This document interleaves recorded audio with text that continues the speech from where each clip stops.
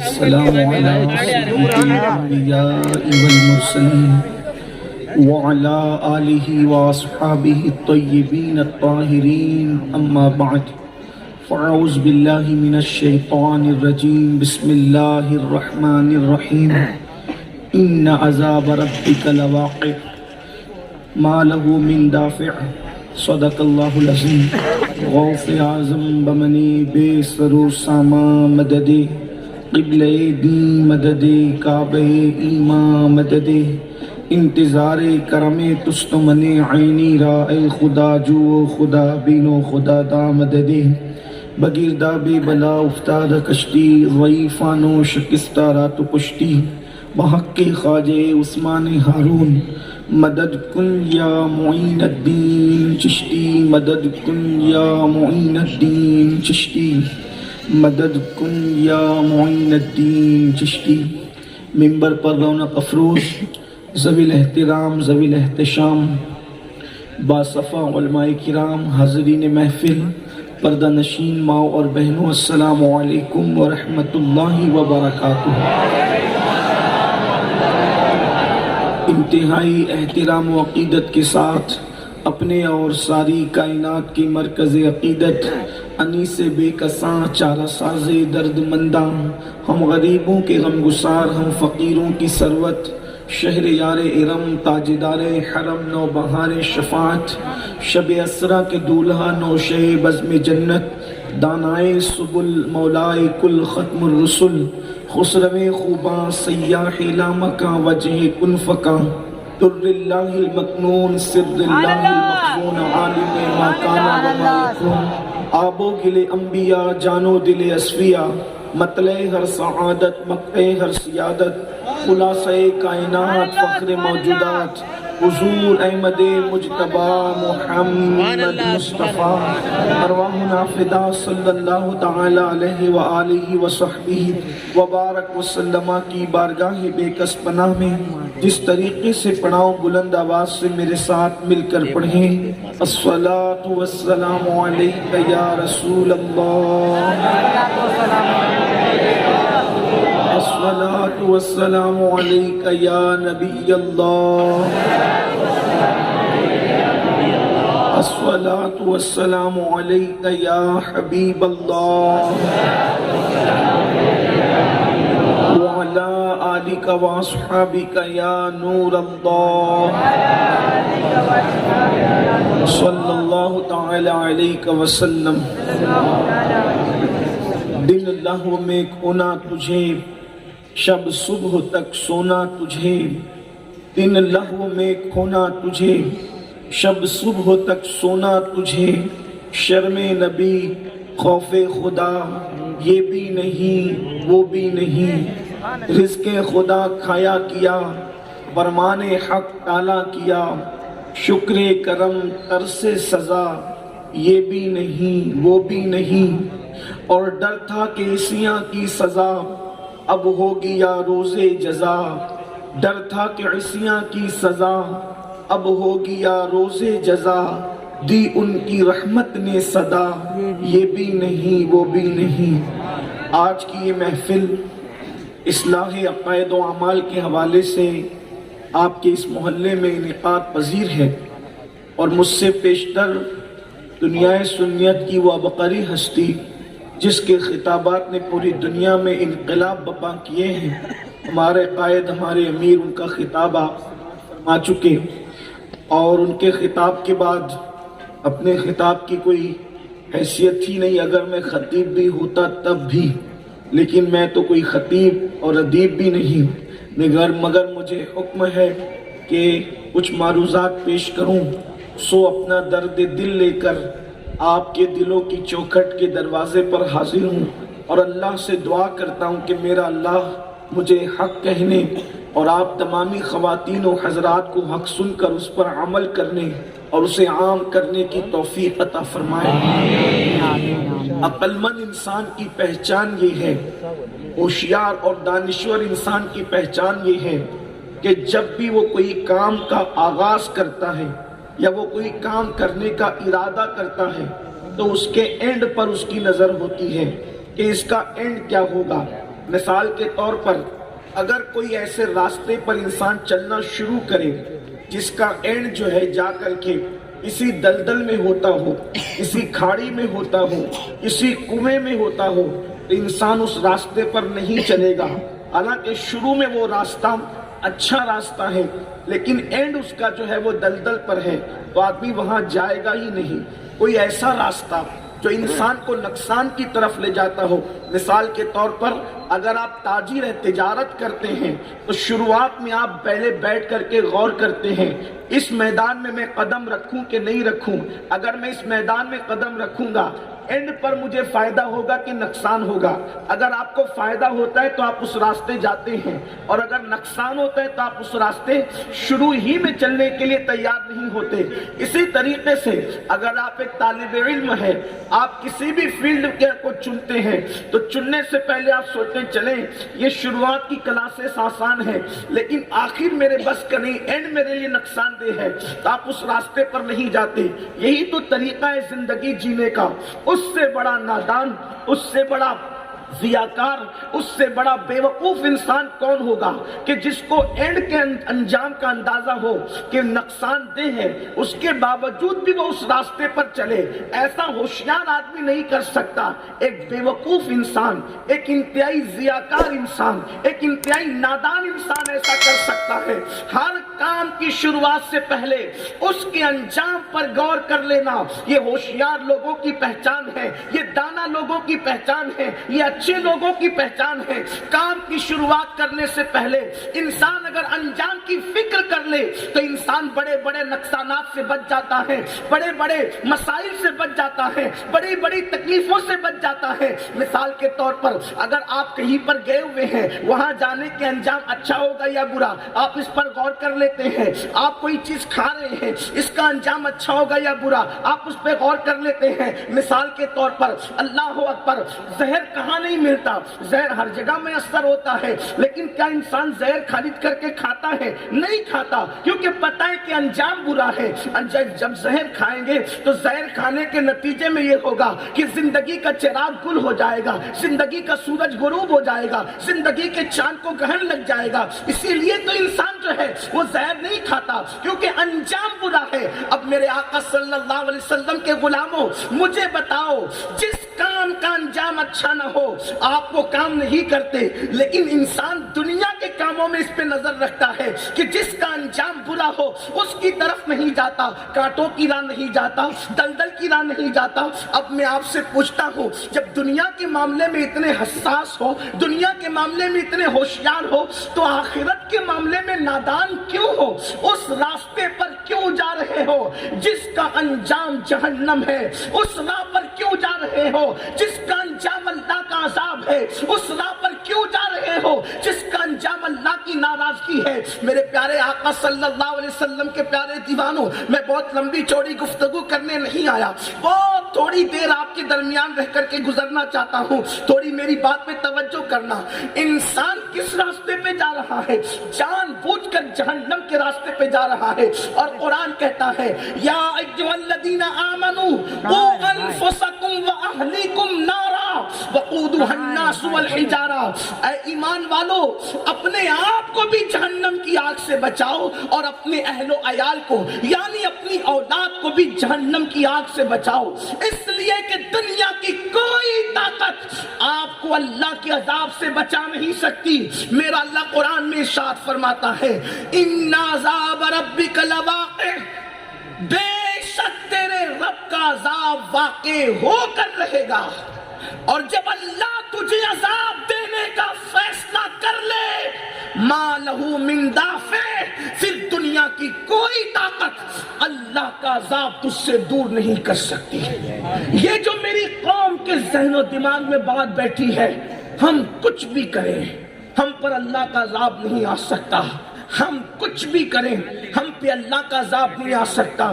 بڑی معذرت کے ساتھ اس امت پر، امت محمدیہ پر اجتماعی عذاب اللہ کا نہیں آ سکتا، لیکن انفرادی عذاب اللہ کا آ سکتا ہے، آتا ہے اور آ رہا ہے۔ جب بھی تم گناہ کر کے اللہ کو ناراض کرو گے، اللہ کا عذاب آئے گا، کسی شکل میں آئے گا۔ اور اگر آپ بیٹھیں گے اور تھوڑی دیر غور کریں گے تبھی سمجھ میں آئے گا کہ اللہ کے عذاب میں کون کون مبتلا ہے اور کس کس اعتبار سے مبتلا ہے۔ میں آپ کو کچھ نہ کہوں گا، آپ مجھے کچھ نہ کہیں گے، بہت ہو گیا ایک دوسرے کو کہنا۔ ہم اپنے آپ میں ڈوب کر سوچیں گے کہ میں اللہ کے عذاب میں گرفتار تو نہیں، میں اللہ کے عذاب میں گرفتار تو نہیں، اللہ مجھ سے راضی ہے کہ ناراض ہے۔ یہی بیٹھے بیٹھے آپ قرآن و حدیث کی روشنی میں آئینہ دیکھیں گے آپ، اور پھر فیصلہ کر کے جانا کہ اللہ راضی ہے کہ ناراض ہے، اللہ کے عذاب میں گرفتار ہو کہ نہیں ہو۔ اور پھر جب دنیا ہی میں اللہ کے عذاب میں گرفتار ہو تو مرنے کے بعد عذاب سے چھٹکارا کیسے مل سکتا ہے، مرنے کے بعد جنت کیسے مل سکتی ہے۔ میرے پیارے آقا صلی اللہ علیہ وآلہ وسلم کے دیوانوں، میں نے یہ جو آیہ کریمہ پڑھی ہے، ان عذاب ربک لواقع، جب یہ آیہ کریمہ سیدنا عمر ابن خطاب فاروق اعظم رضی اللہ تعالیٰ کے سامنے کسی نے پڑھی تو فاروق اعظم زمین پہ گر کر کے بے ہوش ہو گئے، اور جب ہوش آیا تو کئی دن تک کہ آپ کی طبیعت علیل رہی، آپ بیمار رہے، لوگ آپ کی عیادت کرتے رہے۔ جن کو نبی نے جنت کی بشارت دی تھی وہ عذاب کی آیتیں سن کر ایسے روتے تھے، ایسے بے ہوش ہوتے تھے، اور جن کے لیے جنت کی کوئی بشارت نہیں، آج وہ گھمنڈ میں ہیں۔ ہم زنا کے اڈوں کو آباد کریں، ہمیں جنت میں جانے سے کون روک سکتا ہے؟ ہم شراب کے اڈوں کو آباد کریں، ہمیں جنت میں جانے سے کون روک سکتا ہے؟ ہم تاش کے پتے کھیلتے رہیں، ہمیں جنت میں جانے سے کون روک سکتا ہے؟ بڑی معذرت کے ساتھ، کیونکہ آپ کو تو سبق پڑھا دیا گیا ہے نا کہ آپ جنت میں جاؤ گے، آپ جنتی ہو کیونکہ سنی ہو، سنی ہو جنت میں جاؤ گے۔ میری بات یاد رکھنا، خود فریبی میں گرفتار ہو، جس راستے پہ تم چل رہے ہو وہ کسی اعتبار سے سنیت کا راستہ نہیں ہے۔ یہ کون سی سنیت ہے کہ آپ جمعہ کی صرف 2 رکعت نماز پڑھیں اور 2 رکعت پڑھ کر کے ایسے مسجد سے بھاگے جیسے اسکول کی چھٹی ہونے پر کلاس روم سے اسکول کے بچے بھاگتے ہیں؟ کیا ایمان والے بھی مسجد سے ایسے بھاگا کرتے ہیں کہ مسجد سے ایمان والے اسی طریقے سے نکلا کرتے ہیں؟ اللہ کے رسول صلی اللہ علیہ وآلہ وسلم نے فرمایا، جس کو مسجد میں آتا جاتا دیکھو اس کے ایمان کی گواہی دے دو۔ ایمان کی گواہی تو مسجد میں آنے جانے پر دی گئی ہے، ان لوگوں کو مسجد کی کبوتری کہا گیا ہے۔ میرے پیارے آقا صلی اللہ علیہ وسلم کے پیارے دیوانوں، یقیناً اہل سنت و جماعت ہی پوری کائنات میں مسلک حقہ ہے، یہی مسلک ناجی ہے، میں اس میں کوئی دو رائے نہیں رکھتا۔ لیکن میری قوم جس راہ پر چل کر اپنے آپ کو سنی کہہ رہی ہے، میں سمجھتا ہوں شاید جو ہے ہم کہیں نہ کہیں کسی غلط راہ کا شکار ہو رہے ہیں۔ میرے آقا صلی اللہ علیہ وسلم کے پیارے دیوانوں، تو میں عرض یہ کر رہا تھا، جن کو جنت کی بشارتیں دی گئی وہ عذاب کی آیتیں سن کر کے روتے تھے، کبھی کبھی بے ہوش ہوتے تھے، اور ہمارا حال یہ ہے ہم جب عذاب کا ذکر سنتے تو ہمیں ہنسی آتی ہے کہ اللہ اکبر، ہمیں تو پیر صاحب بچا لیں گے، پیر صاحب بچائیں گے، مجھے اس میں بھی کوئی انکار نہیں۔ لیکن پیرانے پیر کہہ رہے ہیں اگر بے نمازی مر جائے تو اسے مسلمان کے قبرستان میں دفن مت کرنا۔ جب پیرانے پیر بے نمازی کو مسلمانوں کے قبرستان میں دفن کرنا گوارا نہیں کرتے تو پیرانے پیر بے نمازی کو جنت میں داخل کروانا کیسے گوارا کریں گے؟ کبھی اس پر تو غور کیا ہوتا، کبھی اس پر تو سوچا ہوتا۔ میرے پیارے آقا صلی اللہ علیہ وسلم کے پیارے دیوانوں، فقیہ ابو اللہ سمرقندی رحمت اللہ تعالی علیہ لکھتے ہیں کہ اللہ کے رسول صلی اللہ علیہ وآلہ وسلم کا فرمان ہے، میں حدیث پیش کر رہا ہوں، میرے جوانوں کی توجہ چاہتا ہوں۔ اللہ کے حبیب غیب دا نبی صلی اللہ علیہ وآلہ وسلم نے فرمایا، جسے اللہ نے صحت دی ہو، یعنی وہ بیمار نہیں ہو، وہ معذور نہیں ہو، اللہ نے صحت دی ہو، صحت کے باوجود جو نماز پڑھنے مسجد میں نہیں آتا، جو صحت کے باوجود نماز نہیں پڑھتا، اللہ کے رسول علیہ السلام فرماتے ہیں اس سے اللہ بھی بیزار ہے، اللہ کے فرشتے بھی بیزار ہے، اللہ کے انبیاء بھی بیزار ہے، اور میں محمد خود بھی اس سے بیزار ہوں جو مسجد میں نماز کے لیے نہیں آتا۔ مجھے بتاؤ، جس سے اللہ کے رسول بیزار، جس سے انبیاء بیزار اس کا ٹھکانہ جنت کیسے ہوگا؟ اپنے آپ پہ رحم کرو.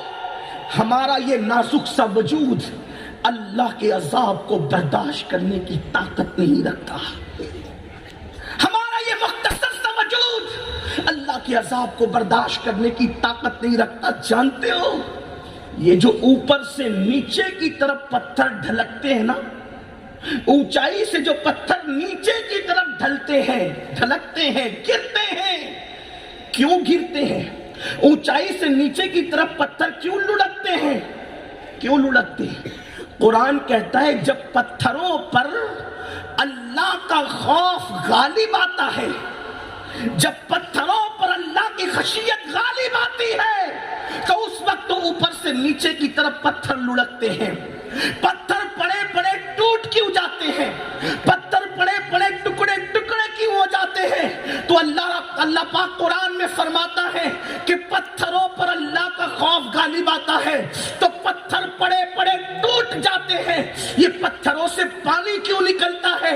اللہ قرآن میں فرماتا ہے یہ جو پتھروں سے پانی نکلتا ہے اللہ کے خوف سے یہ پتھر روتے ہیں، ان کے آنسو بہتے جن کو تم پانی کہتے ہو. مجھے بتاؤ پتھر اللہ کے خوف سے لڑکے، پتھر اللہ کے خوف سے ٹوٹ جائے، پتھر اللہ کے خوف سے آنسو بہائے، لیکن اے مسلمان تجھے کیا ہوا؟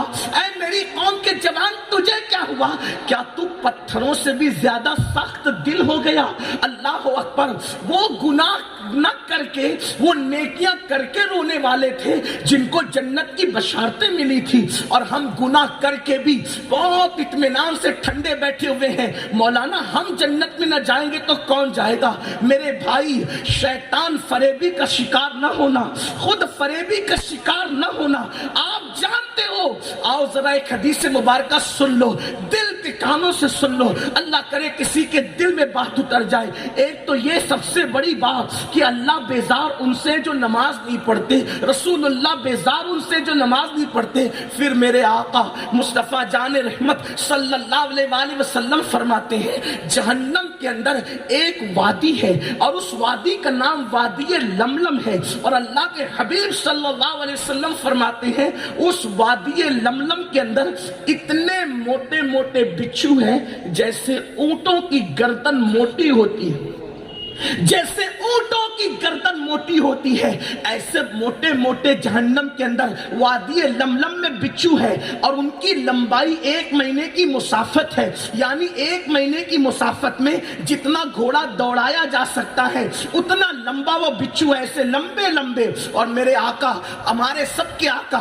غیب داں نبی صلی اللہ علیہ وسلم فرماتے ہیں کہ جب وہ بچھو بے نمازی کو ڈنک مارے گا تو 70 سال تک کہ وہ زہر اس کے جسم کے اندر گھومتا رہے گا اور اس کو تکلیف پہنچاتا رہے گا، یہاں تک کہ اس کا گوشت جھڑ جھڑ کے گرے گا، یہاں تک کہ اس کی ہڈیاں ٹوٹ جائے گی. اب تھوڑی دیر مجھے بتاؤ، واٹس ایپ کے لیے گھنٹوں نکالنے والے میرے بھائی، فیس بک پر گھنٹوں قربان کرنے والے میرے بھائی، اللہ اکبر، دنیا کی روزی روٹی کمانے کے لیے 10 گھنٹہ 12 گھنٹہ محنت کرنے والے میرے بھائی، مجھے بتاؤ کہ تو نے سب کے لیے کمایا. یہ کلکتہ میں بہت سارے لوگ یہاں جو میرے سامنے ہیں، ان میں سے کوئی بہار کا ہوگا، کوئی یو پی کا ہوگا، کوئی جو ہے وہ کہیں کا ہوگا، کوئی کہیں کا ہوگا. بولو اپنا وطن چھوڑ کر تم اس شہر کے اندر کیوں آئے ہو؟ اس لیے کہ تمہارے بچوں کا مستقبل سنور جائے، تمہارا مستقبل سنور جائے. نہ رات کو رات دیکھتے ہو، نہ دن کو دن دیکھتے ہو، نہ سردی گرمی کا موسم دیکھتے ہو، نہ برسات دیکھتے ہو. بولو کتنی محنت کرتے ہو؟ کیوں؟ میرے بچوں کا مستقبل سنور جائے، میرا مستقبل سنور جائے. میرے بھائی، جس دنیا کو ختم ہونا ہے، اس دنیا میں ہمیشہ رہنا ہی نہیں، اس دنیا کے مستقبل کے لیے تو نے 12 گھنٹے محنت کی، تو نے 18 گھنٹے محنت کی، اور جو آخرت کبھی ختم ہونے والی نہیں ہے اس کے لیے تم نے کیا وقت نکالا، اس کے لیے تم نے کیا محنت کی. سن لو، یہاں کتنا بھی کما کر ایک سے خوبصورت مکان بنا لو گے، اس میں کتنے دن رہو گے؟ یہاں کی دولت کما لو گے، اس سے کتنے دن فائدہ اٹھاؤ گے؟ اس آخرت کے لیے کیا تیار جاری کی ہے، نہ جہاں ماں کام آنے والی ہے، نہ جہاں باپ کام آنے والا ہے، نہ جہاں بھائی کام آنے والا ہے، جہاں کوئی کام آنے والا نہیں، وہاں کے لیے کیا محنت کی، وہاں کے لیے کیا کوشش کی، وہاں کے آرام کے لیے کیا محنت کی. ارے روزی کے لیے 12 گھنٹے دینے والے، نماز کے لیے اگر تو 12 منٹ نکال لیتا ہے تو تیری وہ آخرت جو تیرا اہم مستقبل ہے وہ سنور جاتی. اور تو نے نہیں نکالا، اللہ کا عذاب تو دیکھو. یہ کسی جلسے کے ناظم کا قول نہیں، یہ کسی مولوی کی گفتگو نہیں، یہ اس رسول کا فرمان ہے جو اپنی مرضی سے کبھی کلام کرتے ہی نہیں. قرآن ان کے کلام کے بارے میں کہتا ہے وَمَا يَنْتِقُ عَنِ الْهَوَىٰ إِنْ هُوَ إِلَّا وَحْيٌ يُوحَىٰ. یہ جو بھی کہتے ہیں اللہ کے حکم سے کہتے ہیں، اللہ ان پہ وحی کرتا ہے. زبان ان کی ہوتی ہے، کلام خدا بند قدوس کا ہوتا ہے. تھوڑی دیر نماز کے لیے ٹائم نہ نکالنے والے میرے بھائی، جن کو ٹائم نہیں ملتا، تھوڑا غور کرے اس حدیث پر، تھوڑا غور کرے. اللہ کے حبیب علیہ السلام فرماتے کہ جب بے نمازی کو وہ بچھو ڈسیں گے 70 سال تک کہ وہ زہر ان کے جسم میں گھولتا رہے گا، اور ان کا جسم کا گوشت جھڑ جھڑ کے گرے گا، ہڈیاں ٹوٹ جائے گی. جنگل کا بچھو کاٹ لی برداشت نہیں کر پاتے، جنگل کا سانپ کاٹ لے برداشت نہیں کر پاتے. وہ جہنم کے مخصوص بچھو جن کو اللہ نے پیدا ہی کیا ہے عذاب دینے کے لیے. کتنا کمزور وجود ہے نا اپنا، کتنا نازک وجود ہے نا اپنا. جو وجود اگر بتی کا چٹکا برداشت نہ کر سکے، جو وجود سگریٹ کا چٹکا برداشت نہ کر سکے، جو وجود مئی کی چلچلاتی ہوئی دھوپ برداشت نہ کر سکے، جب نماز نہ پڑھنے کے عوض میں اس وجود پر جہنم کے بچھوؤں کا ڈنک ہوگا تو وہ طاقت کہاں سے لاؤ گے، وہ قوت کہاں سے لاؤ گے کہ اللہ کے عذاب کو برداشت کر سکو. میرے بھائی اپنے حال پہ رحم کر، میرے بھائی اپنے حال پہ رحم کر. تو اللہ کا عذاب برداشت نہیں کر سکے گا. تیرے اور میرے اندر اتنی طاقت نہیں ہے کہ ہم اللہ کے عذاب کو برداشت کر سکے، ہمارے اندر قوت ہی نہیں ہے. ارے جب پہاڑ اللہ کے عذاب کو برداشت نہ کر سکے اور پہاڑ رو پڑے، ہم کیسے برداشت کریں گے؟ اپنی آخرت کو برباد مت کرو. یہ زندگی اللہ نے کیوں دی؟ قرآن کہتا ہے الذی خلق الموت والحیات لیبلوکم ایکم احسن عملا، کہ ہم نے زندگی اور موت کو پیدا کر کے انسان سے امتحان لیا، اس کو آزمایا کہ کون تھوڑی سی زندگی کو پا کر اچھا عمل کرتا ہے. اللہ اکبر. اور پھر یہ جہنم کا حال، جہنم کا حال اور ہماری کیفیت. اذان کے وقت تو بیٹھے گیم کھیل رہے، موبائل میں لگے، فلموں میں لگے، سیریلوں میں لگے. کیا ہو گیا مسلمانوں کو؟ ایک دور وہ تھا اگر مسلمان لوہے پر ہتھوڑا مارنے کے لیے اٹھاتا اور اذان کی آواز آتی تو ہتھوڑا لوہے پہ نہیں مارتا، زمین پہ رکھ کے مسجد کی طرف چلے جاتا. لوگ کہتے مولانا مسلمان آج در در کا بھکاری کیوں ہے؟ میں نے کہا جب تک مسلمان اللہ کی چوکھٹ پر آتا تھا دنیا بھکاری تھی، دینے والا مسلمان تھا. جب سے مسلمانوں نے اللہ کا در چھوڑ دیا اس دن سے مسلمان در در کا بھکاری ہو گیا. ہر در پر سر پٹکنے والوں، کسی در پر عزت نہیں مل سکتی. اگر کھویا ہوا وقار چاہتے ہو، آؤ میرے اللہ کے در سے اپنے رشتے کو جوڑو، میرے رب کے در سے اپنے رشتے کو جوڑو، سجدے کے پابند بنو.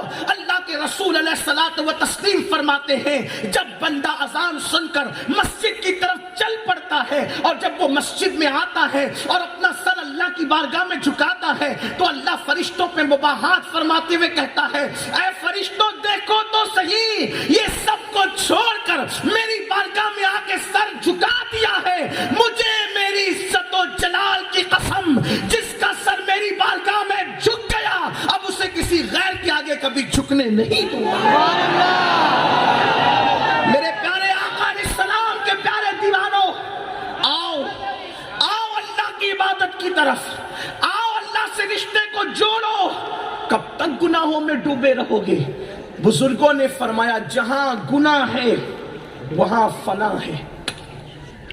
گناہ کی جگہ کبھی عزت نہیں، گناہ کی جگہ کبھی سکون نہیں، گناہ کی جگہ کبھی قرار نہیں۔ بہت سارے لوگ سوچتے یار اللہ کریم ہے، اللہ کریم ہے معاف کر دے گا۔ میں نے کہا میری قوم نے اللہ کی شان رحمت کو دیکھا، لیکن میری قوم نے اللہ کی شان غیرت پر کبھی توجہ نہیں کی۔ بات سمجھنا، جیسے وہ رحمت میں بے مثل بے مثال ہے، وہ غیرت میں بھی بے مثل بے مثال۔ اب وہ کس کس کو عذاب دیتا ہے؟ تھوڑا سننا غور سے سننا۔ ہم کیا سوچ بیٹھے مجھے سمجھ میں نہیں آتا۔ دین کی پوری شکل بگاڑ دی، دین کی پوری شکل بگاڑ دی۔ تین باتیں عرض کروں گا۔ عذاب کس کو دیتا ہے وہ سن لیجئے، ناراض کس سے وہ سن لیجئے، پھر اس کو کیسے منائے وہ سن لیجئے، اور بات مکمل کرتے ہیں۔ اس لیے کہ میں جن لوگوں کے ساتھ آیا انہیں فلائٹ پکڑنا ہے، مجھے ان کے ساتھ مجھے ملنے کے لیے جانا ہے، اس لیے میں اپنی گفتگو وقت پہ بالکل ختم کرنا چاہتا ہوں، لیکن تھوڑی دیر، ویسے بھی ان کی گفتگو کے بعد کوئی گفتگو کی ضرورت نہیں، لیکن آپ نے بٹھایا تو میں عرض کروں گا صرف تین بات۔ نمبر ایک، وہ عذاب کس کس کو دیتا ہے؟ ان علماء سے پوچھو، نبی کی بیویاں کوئی ایری غیری تو نہیں ہوتی ہے نا، بلکہ ہمارے اہل سنت کے عقیدے میں یہ ہے نبی کی بیوی معاذ اللہ ایمان والی نہ ہو نہ صحیح، کبھی کسی مقام پر ایسا ہوا کہ ایمان والی نہ ہو نہ صحیح، لیکن نبی کی بیوی کبھی بدکار نہیں ہو سکتی۔ یہ اہل سنت کے عقائد میں ہمارے علماء کو مدرسوں میں پڑھایا جاتا ہے۔ بعض انبیاء ایسے ہوئے ہیں کہ جن کی بیویاں مسلمان نہیں ہوئی، ایسا ہوا، جیسے نوح علیہ السلام کی بیوی، لیکن کسی بھی نبی کی بیوی بدکار نہیں، اتنا یاد رکھنا، ٹھیک؟ کیونکہ کفر ہر مذہب میں برا نہیں سمجھا جاتا، کفر ہر مذہب میں برا نہیں سمجھا جاتا، لیکن بدی اور بدکاری ہر مذہب میں بری سمجھی جاتی۔ اس لیے یہ وہ عیب ہے جس کو ہر مذہب کے لوگ برا سمجھتے، تو نبی کی بیوی کبھی بدکار نہیں ہو سکتی۔ اب تو غور کرنا، لوط علیہ السلام کی قوم، لوط علیہ السلام کی قوم، ان میں چند گناہ تھے۔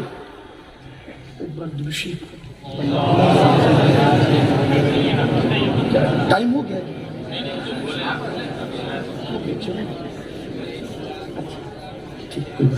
ایک بار ضرور بلند آواز سے صلی اللہ علیہ رب صلی وسلم دائما ابدا علی حبیبک خیر خلق۔ لوط علیہ السلام کی قوم میں چند برائیاں تھیں۔ نمبر ایک، مرد کے ساتھ بدی کرتے تھے۔ چونکہ میرے اس منبر پر میری پشت پر بڑے بڑے اہل علم، اہل عمل، اہل تقوی اور میرے بزرگ بیٹھے ہوئے، اس لیے میں اس کی زیادہ تشریح نہیں کروں گا، لیکن ایک اشارہ دے کر ضرور گزروں گا، کیونکہ آج میرے نوجوانوں میں یہ برائی بہت عام ہے۔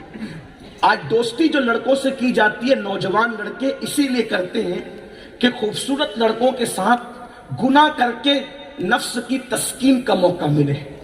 اور ایک بات یاد رکھنا، مرد کے ساتھ یا عورت کے ساتھ بدی کرے، یہ اتنا بڑا گناہ ہے کہ جانور بھی یہ کام نہیں کرتا۔ جانوروں میں ایک ہی جانور ہے جو یہ کام کرتا ہے، وہ سور اور خنزیر ہے۔ اسی لیے جو مرد کے ساتھ بدی کرے گا، جب وہ مرے گا تو اس کے چہرے کو خنزیر سے بدل دیا جائے گا، اس کو اس کی قبر میں سور بنا دیا جائے گا۔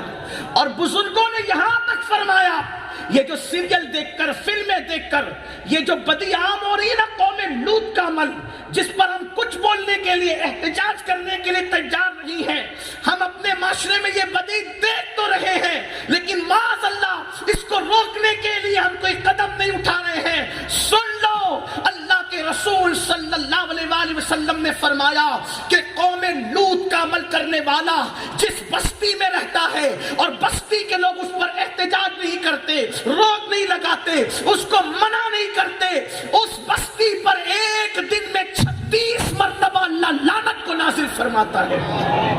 اور یہ انٹرنیٹ کی ہمارے جوانوں کو اس بدی میں مبتلا کر رہی ہے۔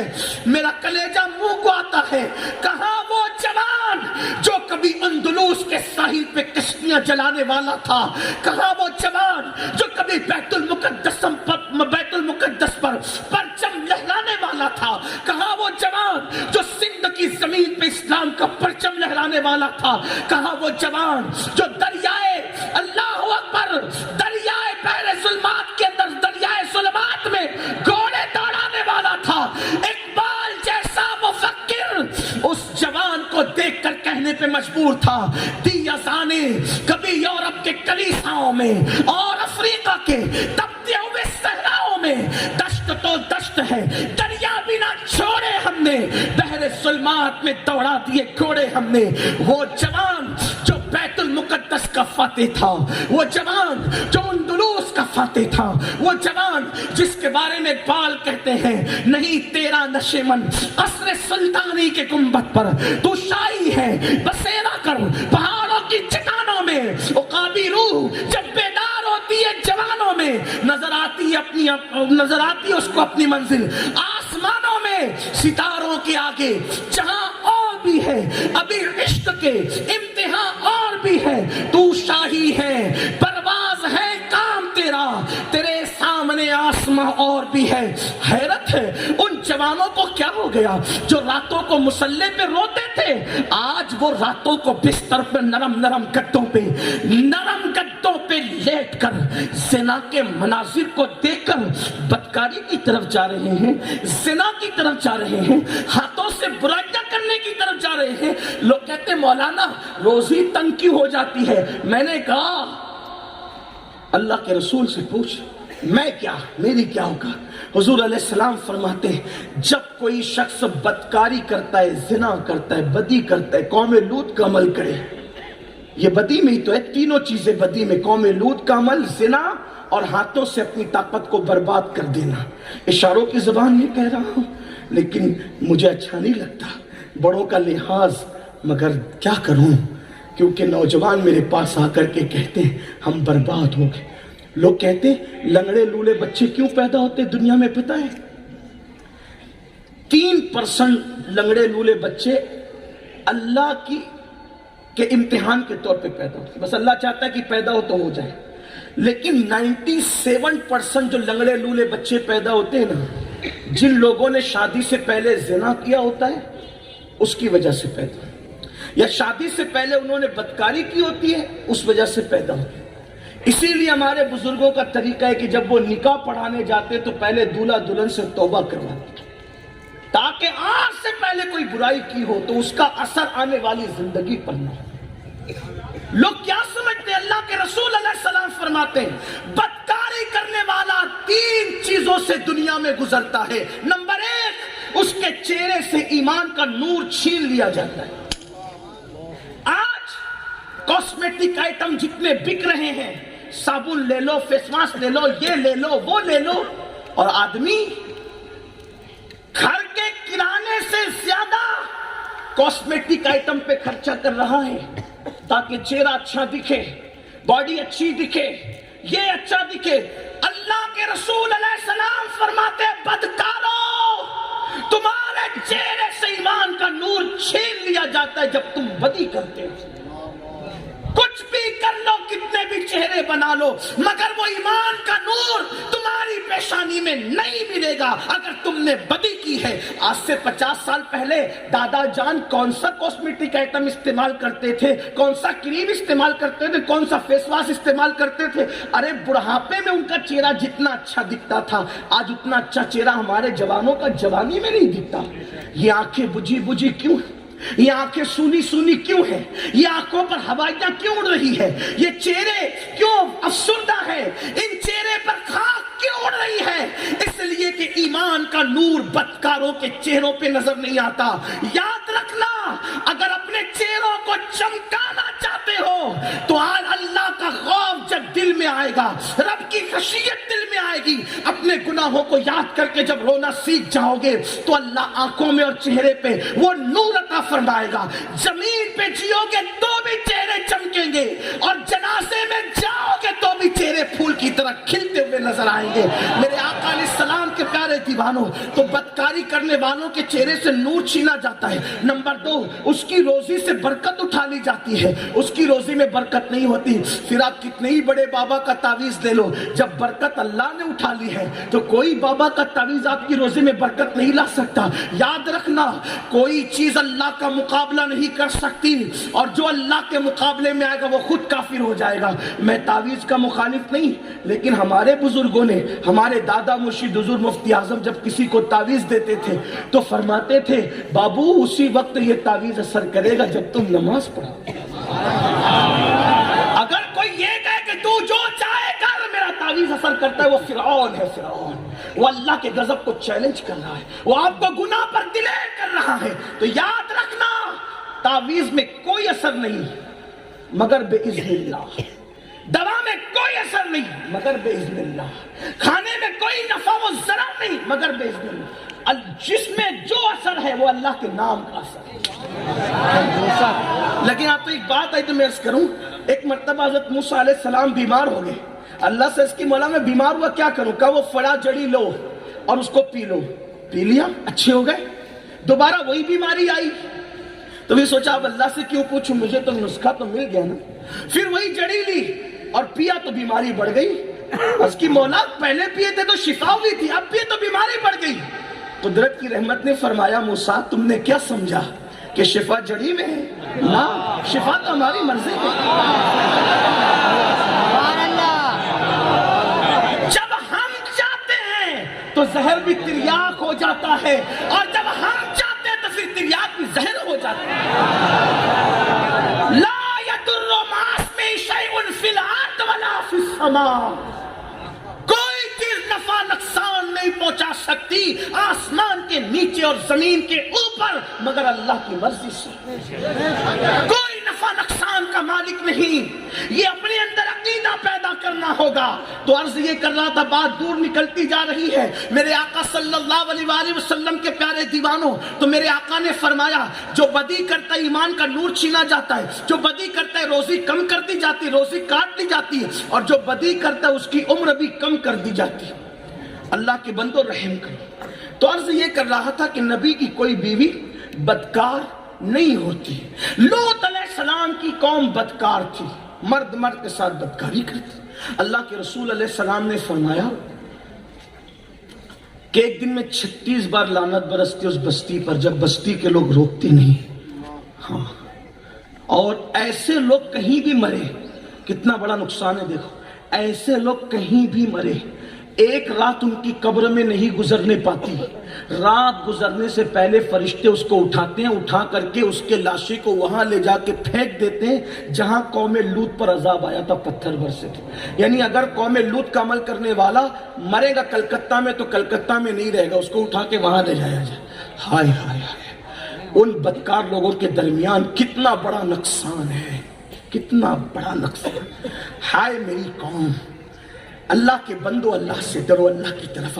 گناہ میں کوئی عزت نہیں، کوئی سکون نہیں، کوئی وقار نہیں، گناہ میں کوئی برکت نہیں ہے۔ تو پھر کیا ہوا؟ قوم لوط نے عمل کیا۔ ان کا ایک فعل اور بھی تھا، وہ تالی بجاتے تھے۔ ان کا ایک فعل اور بھی تھا، وہ سیٹی بجاتے تھے۔ ان کا ایک فعل اور بھی تھا، تفسیر میں آیا کہ وہ پیٹ کی گیس کو زور سے ہنسی مذاق میں خارج کرتے تھے۔ 4 گناہ تھے۔ لوط علیہ السلام نے ان کو سمجھایا تو انہوں نے کہا تو بڑا پاک باز بنتا ہے، با حیا بنتا ہے، ہم تجھے بستی سے نکال دیں گے۔ حضرت لوط کی توہین بھی کی، ٹھیک۔ اس کے بعد کیا ہوا؟ اللہ نے فرمایا لوط توجہ کرنا، اللہ کس کس کو عذاب دیتا ہے، بے نیاز ہو، جسے چاہے پکڑے۔ ہاں، اس سے کبھی آپ بے خوف مت ہونا، جب تک یہ دونوں پیر جنت میں نہیں پہنچ جاتے آپ بے خوف نہیں ہو سکتے۔ یہ بات یاد رکھیں، جب تک یہ دونوں پیر جنت، آپ کتنے ہی بڑے باپ کی اولاد ہو، ولی کی اولاد ہو، صحابی کی اولاد ہو، نبی کی اولاد ہو، آپ کس کی بھی اولاد ہو، وہ اگر خفیہ تدبیر کرنا چاہے تو پھر وہ چھوڑے گا نہیں۔ یہ بات یاد رکھنا، یہ میں اہل سنت کے اسٹیج سے کہہ رہا ہوں۔ اگر آپ کو برا لگے آپ مجھ سے بات کرنا، میں قرآن کی روشنی میں بات کروں۔ یہ جو بنی اسرائیل کے چہرے بندر اور سور کی طرح کیے گئے، ان علماء سے پوچھو وہ کون تھے؟ آج نبی کی اولاد ہونے میں کسی کے نسب پر آپ مناظرے اور بحث کر سکتے ہیں، لیکن جن کے چہرے سور اور بندر کی طرح ہوئے تھے ان کے نبی کی اولاد ہونے میں کوئی شک ہے آپ کو؟ کیونکہ اللہ ان کو بنی اسرائیل کہہ رہا ہے، اور اسرائیل ہے یعقوب علیہ السلام کا لقب، تو یعقوب نبی تھے کہ نہیں تھے؟ جب وہ نبی کی اولاد ہو اور پاپ کرے تو اللہ ان کے چہرے سور اور بندر کی طرح کر سکتا ہے، تو آپ کون نبی کی اولاد ہے؟ آپ کے باپ داداؤں میں کون نبی ہے؟ یہ اللہ کی خفیہ تدبیر قرآن میں دیکھو۔ قرآن سے بھاگتے پھرتے ہو، کہانی قصوں کی طرف جا رہے ہو۔ یہ شعر سن لو اور جنت میں چلے جاؤ۔ جنت میں بانٹتے ہو جلسوں کو، جنت بانٹتے ہو جلسوں میں۔ جو جنت بانٹ رہا ہے وہ قصاب، کیا اس کا خود کا جنت میں جانا یقینی ہے؟ ہم نے جلسوں کو کیا بنا لیا؟ جو قوم گناہ پہ اتنی دلیر ہو کہ سود جس قوم میں عام ہو جائے، جس قوم میں زنا عام ہو جائے، جس قوم میں پاپ عام ہو جائے، اس قوم کو ہم جلسوں سے جنت بانٹیں گے؟ ہم کہاں ہیں؟ کتنی دور ہیں؟ اور جب کوئی یہ رونا روئے تو لوگ کہتے ہیں یہ وہابی ہو گیا۔ قرآن کی بات کرنا کیا وہابیت ہے؟ ارے ہم اور آپ کیا اللہ کے رسول نے چند جوان لڑکوں کو ہنستے دیکھا، کہا لگا کے فرمایا کہ تو جنت میں جانا تیرا یقینی ہو گیا؟ کہا نہیں یا رسول اللہ، کہا جو جنت میں جانا جس کا یقینی نہ ہو اور پھر وہ ہنسے تو مجھے تعجب ہو۔ حضور نے ان کے ہنسنے میں تعجب فرمایا کہاں ہو سنیو؟ اپنی آخرت کے ساتھ مذاق نہ کرنا، دنیا میں پہلی اور آخری بار آئے ہو، یہ پہلا اور آخری چانس ہے، اس کو مت گوانا میرے بھائی۔ اگر تم میرے قریب ہوتے اور تم کہتے کہ تمہاری زندگی تمہارے قدم پکڑنے سے سنور جائے گی تو میں تمہارے قدم پکڑ لوں۔ اپنا نقصان کر رہے ہو۔ یہ زندگی میں پہلی اور آخری بار چانس دیا اللہ نے، اس سے پہلے ہم دنیا میں کبھی نہیں آئے تھے۔ مر جاؤ گے پھر دنیا میں کبھی لوٹ کر نہیں آؤ گے۔ مرنے کے بعد انسان کو جس دن اس کی نیکیوں کا احساس ہوگا تو انسان تمنا کرے گا اللہ مجھے ایک بار دنیا میں جا کر صرف 2 رکعت نماز پڑھنے دے۔ اللہ فرمائے گا بندے نہیں، میں نے تجھے موقع دیا تھا تو نے ضائع کر دیا، آج تیرے لیے کوئی موقع نہیں۔ جب بنی اسرائیل پر عذاب آیا ہے وہ نبی کی اولاد تھے، ان کا شجرہ نسب دیکھو۔ یعقوب علیہ السلام تک تو اللہ نے بیان کر دیا، یعقوب کے والد اسحاق، اسحاق کے والد ابراہیم علیہ السلام، یہ ہے وہ انبیاء کی اولاد۔ اگر آپ کو کوئی اس پہ ڈاؤٹ ہو تو آپ بہت بڑے علماء سے پوچھ لو کہ وہ اولاد پیغمبر تھے کہ نہیں تھے۔ جب نبی کی اولاد کا یہ حشر ہو سکتا ہے، جن کا شجرہ نسب اللہ بیان کرے، جب ان پر یہ عذاب آ سکتا ہے تو ہم پر کیوں نہیں؟ ہم میں کون سے سرخاب کے پر لگے ہیں؟ پلٹو اللہ کی طرف، معافی مانگو اللہ سے، توبہ کرو رب کی بارگاہ میں۔ اپنی خوبصورت جوانی کو جہنم کی دہلیز پہ نہ لے جانا۔ یہ تمہارے حسین و جمیل چہرے میں دیکھتا ہوں تو مجھے ترس آتا ہے، ان خوبصورت چہروں کو اللہ جہنم سے بچا لے۔ جو چہرے مئی کی دھوپ برداشت نہیں کرتے، یہ لڑکے جہنم میں اپنے چہرے جلا رہے، نماز نہ پڑھ کے زنا اور بدکاری کی طرف جا کے حد ہے۔ اپنے آپ پر رحم کر لو مسلمانوں، میری قوم کے جوانوں۔ تو بہرحال اللہ نے قوم لوط پر عذاب نازل کرنے کا فیصلہ کیا، توجہ کرنا، قوم لوط پر عذاب نازل کرنے کا فیصلہ کیا۔ اللہ نے کہا لوط اپنی قوم چھوڑ کے اپنی فیملی کے ساتھ نکل جا، میں ان پہ پتھر برسا دوں گا، عذاب نازل کروں۔ یہ بات پتہ چل گئی حضرت ابراہیم علیہ السلام کو کہ لوط کی قوم پہ عذاب نازل ہوا۔ دعا کی مولا خلیل اللہ دعا کرے، توجہ کرنا، خلیل اللہ دعا، مولا قوم لوط پر عذاب مت نازل فرما۔ ارشاد ہوتا ابراہیم تم دعا نہ کرنا۔ قرآن اٹھا، اگر قرآن میں یہ بات نہیں تو میں مجرم، آپ قرآن اٹھا۔ خلیل اللہ کو روک دیا گیا، میرے خلیل جب میں نے فیصلہ کر لیا ہے نا میرے پیارے، اب تو نے جو ہے ان کے لیے دعا نہیں کرنا۔ اللہ کی غیرت دی، جب وہ رحمت فرمائے تو پھر قوم سے بغیر دعا کے عذاب ٹال دے، لیکن جب وہ غیرت فرمائے تو خلیل اللہ کو بھی روک دیا جاتا ہے، آپ دعا نہیں کرنا۔ آپ کہاں ہو؟ آپ کہاں ہو؟ کہاں خلیل اللہ؟ خلیل کہتے گہرے دوست کو، ان کو روکا جب میں نے فیصلہ کیا تو اب آپ نے دعا نہیں کرنا۔ دیکھا آپ نے، یہ اللہ کی غیرت ہے، اس کی غیرت کو چیلنج مت کرو ورنہ تباہ تباہ ہو جاؤ گے۔ پھر اللہ نے کہا آپ اپنی فیملی سے کہہ دے کہ کوئی ان سے ہمدردی نہیں کرے گا، جب میں ان پہ پتھر برساؤں گا نا ان سے کوئی ہمدردی نہیں کرے گا، نکل جاؤ پوری بستی سے۔ حضرت لوط علیہ السلام کی جو بیوی تھی، اب قوم کی محبت کس کے دل میں نہیں ہوتی، برادری کی محبت کس کے دل میں نہیں ہوتی؟ جب لوط علیہ السلام نکلے گھر والوں کو کہا بھئی کوئی پیچھے مڑ کے نہیں دیکھنا۔ جب پتھر برس رہے تھے، پتھر برستے تھے تو سر پہ پڑتے تھے اور چیرتے ہوئے پاخانے کے مقام سے نکل جاتے تھے۔ جب ان پر یہ عذاب آیا نا تو لوط علیہ السلام کی بیوی ان کے کسی گناہ میں شریک نہیں تھی، نہ ان کی بدی میں، نہ تالی میں، نہ سیٹی میں، نہ وہ دوسرے چوتھے عمل میں، ان چاروں میں سے وہ کوئی جرم نہیں کرتی تھی۔ ٹھیک تھی لوط علیہ السلام کے گھر میں۔ توجہ کرنا میرے بھائی، جو تو کہتا ہے نا اللہ کریم ہے، اللہ کا بے شک اللہ کریم ہے، لیکن وہ غیور بھی ہے، وہ غیرت والا بھی ہے۔ جب لوط علیہ السلام کی بیوی نے تھار تھار تھار تھار پتھروں کے برسنے کی آواز سنی تو پیچھے مڑ کے کہا ہائے میری قوم۔ کن کو کہا؟ ان پاپیوں کو، ان مجرموں کو جو پاپ اور بدی کرتے تھے۔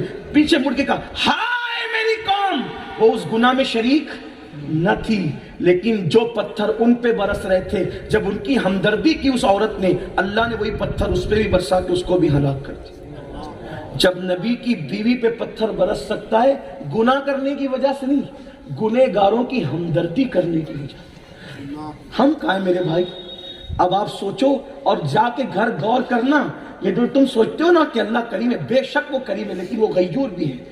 ایک اور بات، اب اللہ ہم سے راضی ہے کہ ناراض، جو میں نے شروع میں کہا یہ دیکھنا ہوگا اللہ راضی ہے کہ ناراض، اس پہ غور کر۔ بنی اسرائیل میں ایک شخص تھا، وہ بہت پاپ کرتا تھا، گناہ کرتا تھا، عیاشی اور آوارگی کرتا تھا۔ ایک دن اس نے اپنے دوستوں میں کہا یار میں کتنے گناہ کرتا ہوں۔ جیسے آج کل نہیں لڑکے فخر سے جب کوئی گناہ کر کے آتے تو دوستوں میں بیان کرتے ہیں، حالانکہ جو گناہ کر کے بیان کرے وہ ڈبل گنہگار، ایک تو گناہ کا اور ایک تو اظہار گناہ کا۔ اظہار گناہ بھی گناہ ہے، ٹھیک؟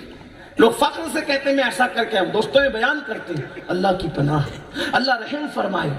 تو اس نے فخر سے کہا دیکھو میں کتنے گناہ کرتا ہوں، لیکن اللہ مجھ پہ عذاب نازل نہیں کرتا۔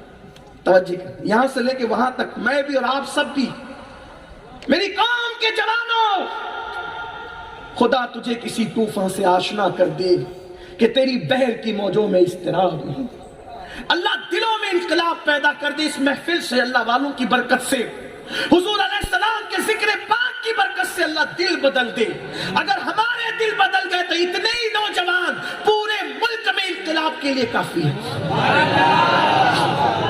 انقلاب کے لیے بہت زیادہ لوگوں کی ضرورت نہیں ہے۔ اللہ اکبر۔ تو جب اس نے کہا نا کہ میں کتنے جرائم اور گناہ کرتا ہوں لیکن اللہ کا عذاب مجھ پر نہیں آتا، تو اللہ نے اس دور کے نبی پر وحی نازل فرمائی، کہا اس بدبخت سے جا کے پوچھو کیا کبھی اس کو میری یاد میں رونا نصیب ہوا؟ کیا اس کو کبھی میری بارگاہ میں کھڑے ہو کے عبادت کرنا نصیب ہوا؟ کیا اس کے دل میں اس نے کبھی نرمی محسوس کی؟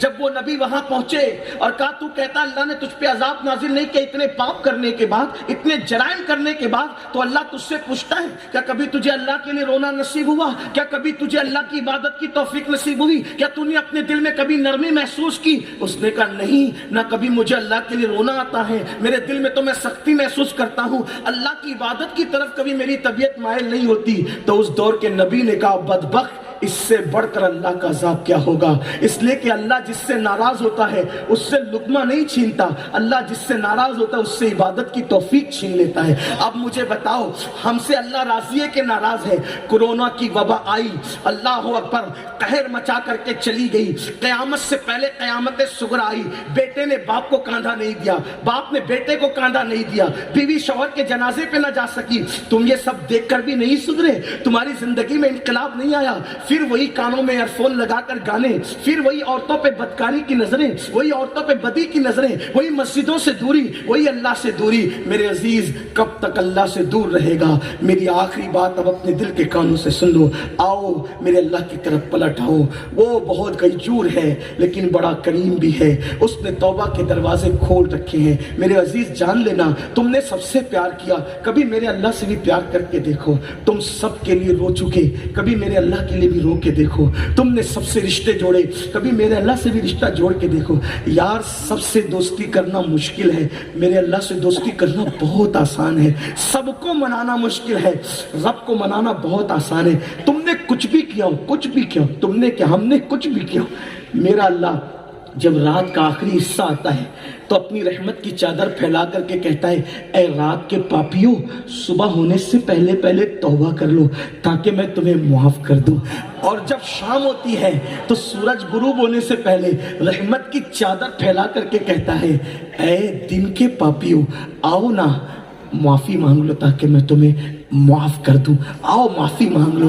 کتنا کریم ہے نا, خود کہتا ہے معافی مانگ تاکہ میں تجھے معاف کروں. میرا اللہ اگر کوئی ہزاروں سال پاپ اور گناہ کرے اور ایک ہی بار توبہ کر لے تو میرا اللہ اس کو معاف کر دیتا ہے, اللہ اس کی مغفرت کر دیتا ہے. آؤ میرے بھائیوں, آج سے پہلے کچھ ہوا اپنے اللہ کو منا لے, توبہ کر لے. میں ہر محفل میں اپنے جوانوں سے کہتا ہوں, آؤ اللہ سے صلح کر لو, اللہ سے رشتہ جوڑ لو, اللہ کے قریب آؤ. ہے کوئی ایسا؟ میرا اللہ کہتا ہے جب میرا بندہ میری طرف چل کر آتا ہے. ذرا اس کی لذت نے حدیث کے ظاہری معنی کی. کہتے ہیں جب میرا اللہ فرماتا ہے جب میرا بندہ میری طرف چل کر آتا ہے تو میں اس کی طرف دوڑ کر جاتا ہوں. اور ہمارے محتاطین علماء اس کو یوں بیان کرتے ہیں, جب میرا کوئی بندہ میری طرف چل کر آتا ہے تو میری رحمت اس کی طرف دوڑ کر جاتی ہے. آؤ اپنے اللہ سے اپنے رشتے کو مضبوط کر لو, روٹے ہوئے رب کو منا لو, اس کی بارگاہ میں سوگات پیش کرو. ام المومنین سیدہ عائشہ نے پوچھا, آقا نیکوں کے لیے تو آپ نے فرمایا نا کہ بہت سارے نیک بے حساب جنت میں جائیں گے, کوئی ایسا گنہگار بھی ہے جو بے حساب جنت میں جائے؟ اما عائشہ پہ اللہ رحمت فرمائے, کتنا اچھا سوال کیا, اپنے لیے کتنا اچھا سوال. ماں ہو تو ایسی ہے, ہماری ماؤں کی عظمتیں جس کے قدموں پہ قربان. آقا بہت سارے نیکوں کے بارے میں کہا وہ بے حساب جائے گا, وہ بے حساب, کوئی گنہگار بھی بے حساب جنت میں جائے گا؟ کوئی گنہگار بھی بے حساب جنت میں جائے گا؟ آقا نے فرمایا, ہاں عائشہ, جو رات کی تاریکی میں اکیلے میں اپنے گناہوں کو یاد کر کر کے روتا ہوگا, اللہ اس کو بے حساب جنت میں داخل فرما دے گا. پیسوں کے گم ہو جانے پہ بہت رو لیا, دوستوں کی جدائی پہ بہت رو لیا, کاروبار میں نقصان ہونے پہ بہت رو لیا, ایگزام میں ناکام ہونے پہ بہت رو لیا. اب کبھی اپنے گناہوں پر بھی رو کر کے دیکھو, کتنا سستا سودا ہے, وہ تو نہایت سستا سودا بیچ رہے ہیں جنت کا.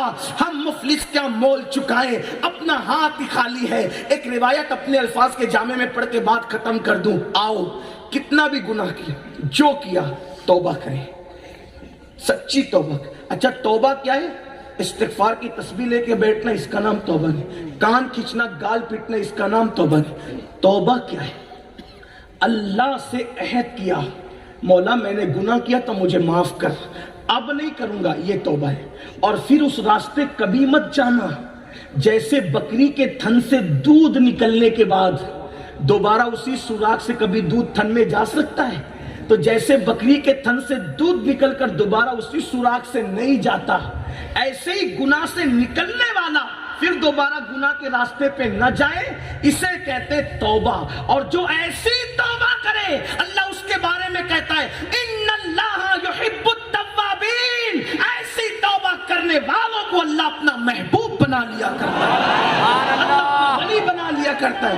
جو روایت پڑھنی تھی وہ یہ پڑھ دیتا ہوں مختصر الفاظ میں, اپنے الفاظ کے جامع میں. مجھے بہت پسند ہے کیونکہ میں خود گنہگار ہوں, تو مجھے معافی کی باتیں بہت پسند, مجھے بہت پسند ہے. اور اللہ معافی کی اور رحمت کی باتوں کو پسند کرتے, کیونکہ میں آپ کے ساتھ ہوں, آپ لوگ مجھ سے بہت اچھے ہو.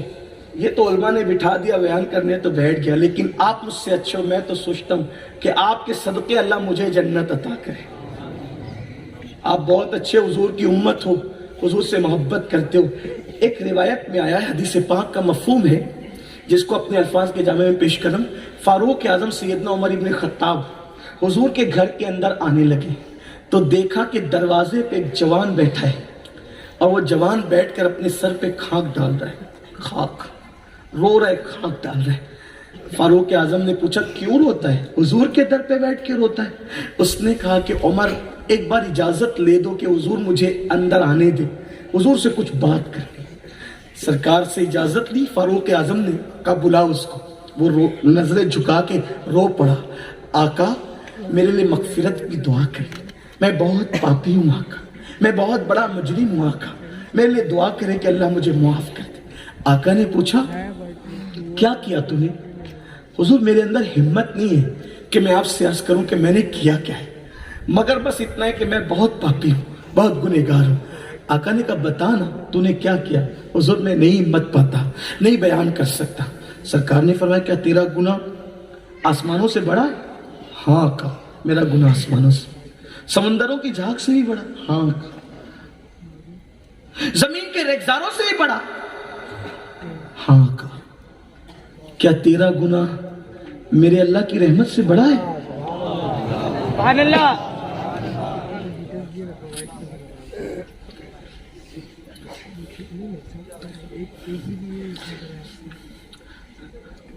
उसने कहा नहीं आका, मेरा गुनाह अल्लाह की रहमत से बड़ा नहीं, अल्लाह की रहमत बहुत वसी है, मेरा गुनाह अल्लाह की रहमत से बड़ा ना था, ना है, ना हो सकता। मेरे आका ने खुद ही पढ़ाया था सबकत रहमती अला गदबी। अल्लाह फरमाता है मेरी रहमत मेरे गजब पर सबकत ले गई। तो फिर सरकार ने कहा बोलना किया क्या है?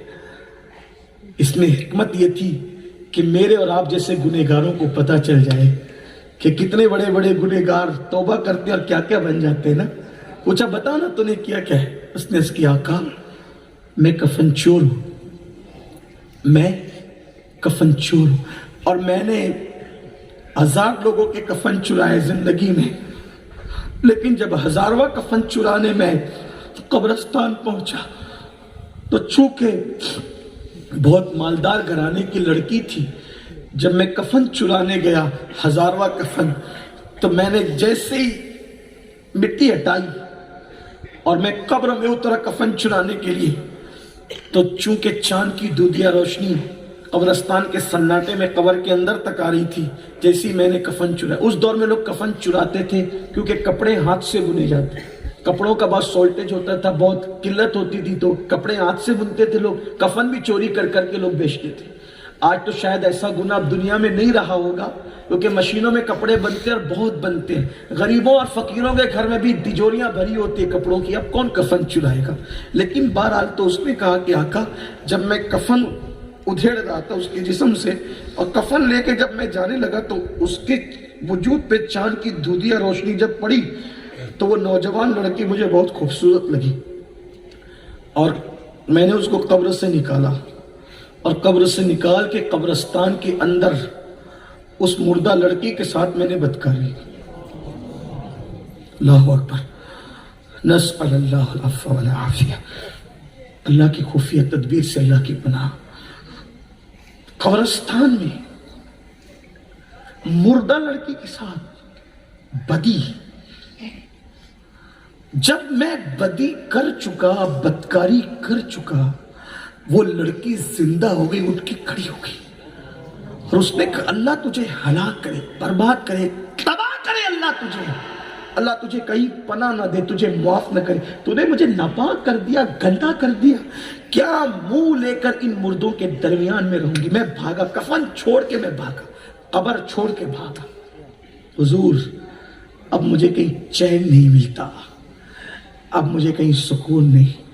बिस्तर पे लेटता हूं तो उसकी सदाए बाज़गश्त मेरे कानों को तड़पाती है, मेरे दिल को तड़पाती है, मुझे बेचैन करती है। मेरी कौम के जवानों, कोई गलती ऐसी ना करना, कोई गुनाह को छोटा समझ के मत करना, क्योंकि ठोकर पहाड़ों से नहीं छोटे छोटे पत्थरों से लगा करती है। इसलिए कभी छोटा समझ के कोई गुनाह नहीं करना, पता नहीं अल्लाह नाराज किस पर हो जाए। उसने कहा हुजूर अब मुझे ना चैन है, ना करार है, ना सुकून है आका, बस अब मैं चाहता हूं कि अल्लाह वाला बन जाऊं, तौबा कर लूं। हुजूर दुआ करें अल्लाह मुझे माफ करे। कहते हैं कि जो जितना बड़ा इल्म वाला होता है वो उतना ज्यादा अल्लाह से डरने वाला होता है। इल्म जितना होगा उतना ही अल्लाह का खौफ भी होगा। इतना याद रखना, जो जितना अल्लाह का करीबी होगा वो उतना अल्लाह का खौफ रखने वाला होगा। अब हुजूर से बड़ा आलिम कायनात में कोई नहीं।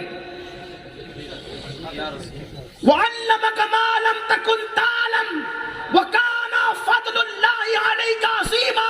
ऐ महबूब, हमने वो सब कुछ आपको सिखा दिया जो आप नहीं जानते थे। हर एक किसी ना किसी का शागिर्द है, हर एक किसी ना किसी का शागिर्द है। जो अल्लाह का डायरेक्ट बिला वास्ता शागिर्द है उसको मोहम्मदुर रसूलुल्लाह कहते हैं। कुरान उनके इल्म की सनद यूं बयान करता है, अर्रहमान अल्लमल कुरान, के रहमान ने कुरान का इल्म सिखाया इंसानियत की जान मोहम्मदुर रसूलुल्लाह।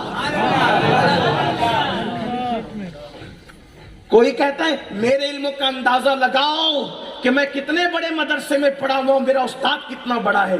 मैं कहता हूं मेरे नबी के इल्म का अंदाजा लगा कि उन्होंने पढ़ा कितने बड़े उस्ताद से है। तू एशिया के बड़े मदरसे में पढ़ के आता है तो अल्लामतुद्दहर कहलाता है, और कोई कह दे कि मौलाना को फला मसला मालूम नहीं तो तेरे दिल को चोट लगती, मेरी तौहीन कर रहा है। अरे तू एशिया के बड़े मदरसे से पढ़ कर आने पर अगर कोई ताना दे के मौलाना को फला मसला मालूम नहीं तो तू अपनी तौहीन समझता है। तू किस मुंह से कहता है कि नबी को दीवार के पीछे की खबर नहीं, क्योंकि वो तो अल्लाह से इल्म हासिल कर चुका है। और शागिर्द के इल्म में नक्स निकालना ये उस्ताद की तरफ उंगली उठाने के बराबर है। अगर तू मदरसे में पढ़ के आए और मैं तेरे इल्म में कीड़े निकालूं तो ये तेरे उस्ताद पे उंगली उठेगी। अब अगर तू मोहम्मदुर रसूलुल्लाह के इल्म का इनकार करता है तो नाम निहाल तौहीद वाले, ये खुदा की अजमत पर उंगली उठ रही है। और तू कैसा मुसलमान है कि अल्लाह की अजमत पे उंगली उठा? ये देख हमारा इमाम अपने नबी का इल्म कैसे बयान करता है। कहते और कोई गैब क्या तुमसे नेहा हो भला, जब ना खुदा ही छुपा तुम पे करोड़ों दो।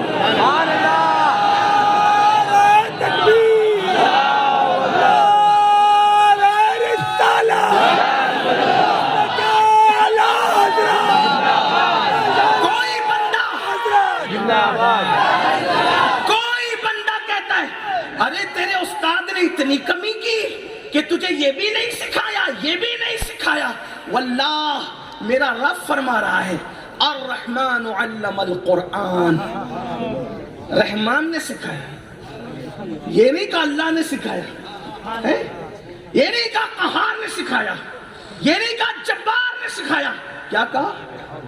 रहमान ने सिखाया। रहमान का क्यों आया तज़किरा?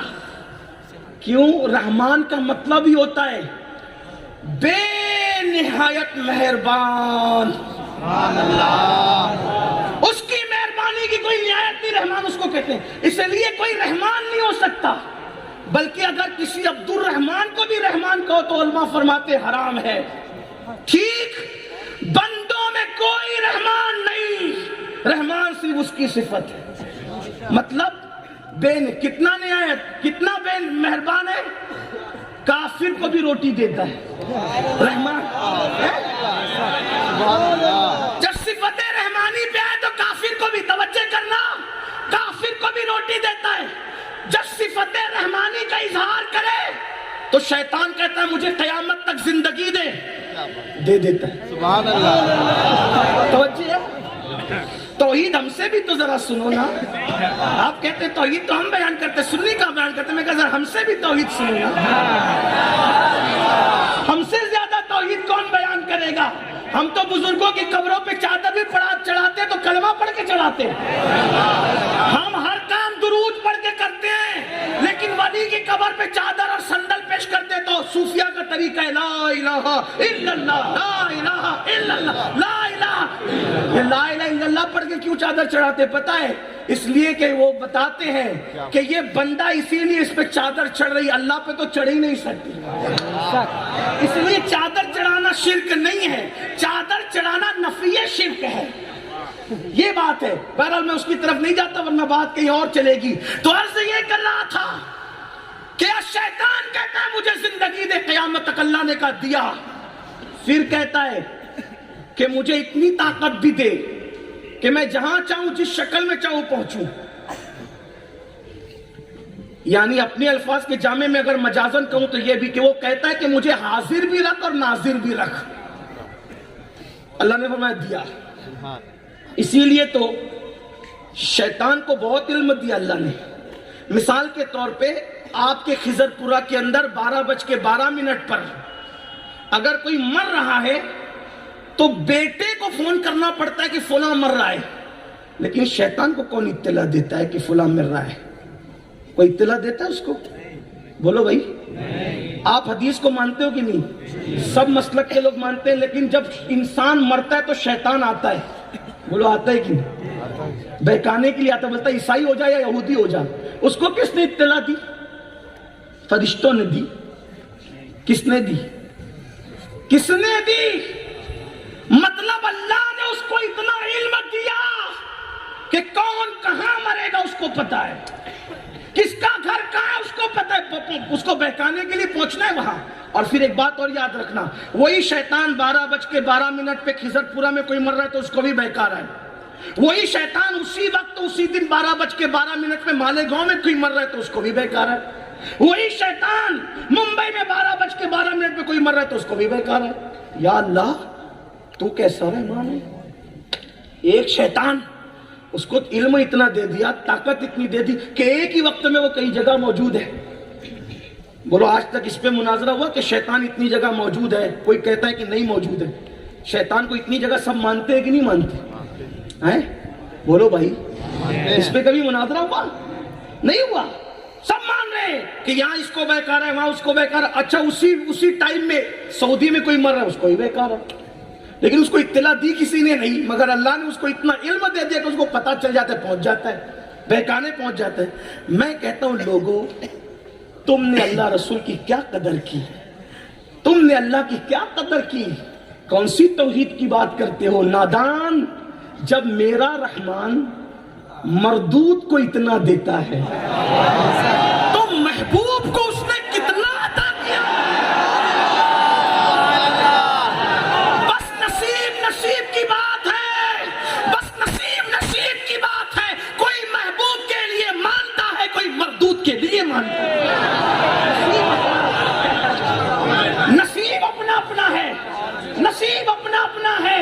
بس بات اتنی ہے، بات زیادہ نہیں کرتا. تو عرض یہ کر رہا تھا، جس کے پاس جتنا علم ہوتا ہے اس کے پاس اتنا خوف ہوتا ہے، اتنی خشیت ہوتی ہے. تو میرے آقا سے بڑا عالم کائنات میں کوئی نہیں. تو جب اس شخص نے کہا نا کہ یا رسول اللہ صلی اللہ علیہ وآلہ وسلم میں نے ایسا کیا، بات وہ بھول تو نہیں گئے نا، بس بات ختم کر رہا ہوں. یا رسول اللہ میں نے ایسا کیا، تو آقا پر اللہ کا خوف غالب آ گیا. آقا پر اللہ کا خوف غالب آ گیا. اور آقا نے فرمایا جلدی یہاں سے نکل، جلدی نکل، کہیں تیری وجہ سے آگ نہ برس پڑے، جلدی نکل یہاں سے. وہ نکل تو گیا، سر پہ کھانک ڈالنے لگا، توبہ کرنے لگا، رونے لگا، خوب گڑ گڑانے لگا. 40 دن اسی حالت میں بیتے. ایک دن اللہ سے کہا مولا میرا گناہ تیری رحمت سے بڑا تو نہیں نا؟ اور اگر میرا گناہ تیری رحمت سے بڑا ہو گیا ہے، اور ایسا تو ہے نہیں، لیکن پھر بھی اگر میرا گناہ تیری، تو پھر مجھے ایسا عذاب دے کہ نہ مجھ سے پہلے کسی کو دیا، نہ میرے بعد کسی کو دینا. اور میرا گناہ تیری رحمت سے بڑا نہیں ہے اور ہرگز نہیں ہے، تو تیرے محبوب کو بتا دینا کہ تو نے مجھے معاف کر دیا. ادھر وہ یہ عرض کر رہا تھا، ادھر جبریل بلبل سدرہ آ کے کہتے ہیں یا رسول اللہ، اللہ آپ کو سلام کرتا ہے. اور اللہ سلام کہہ کر آپ سے فرماتا ہے اللہ نے اسے آپ کے صدقے میں معاف کر دیا. جبریل اس کو اللہ نے معاف کیا. ہاں آقا، اور صرف اسی کو معاف نہیں کیا بلکہ اللہ نے وعدہ کیا کہ محبوب کا کوئی امتی اس سے بڑا بھی گنہگار ہوگا اور وہ توبہ کرے سچے دل سے تو اللہ اس کو بھی معاف کر دے. آؤ اپنے اللہ کو منا لے، توبہ کر لے. آئیے پڑھ لے سب مل کر استغفر اللہ. لیکن وعدے کے ساتھ پڑھو گے نا، پھر تو کل سے گناہ کی راہ پہ نہیں جاؤ گے نا. پڑھو استغفر اللہ ربی من کل ذنب واتوب الیہ لا الہ الا اللہ محمد رسول اللہ۔ میں گزارش کرتا ہوں کہ مجھے روم تک پہنچنا ہے، کوئی میرے پیچھے نہ ہے، کیونکہ حضرت جانے والے ہیں اور وہ پھر 2 مہینے کے بعد میری ملاقات ہوگی، اس لیے آپ لوگ صلاۃ والسلام پڑھیں، دعا میں شریک ہوں، کوئی پیچھے دوڑ کے نہ صلاۃ والسلام کا اہتمام کرے، کھڑے ہو جائیں۔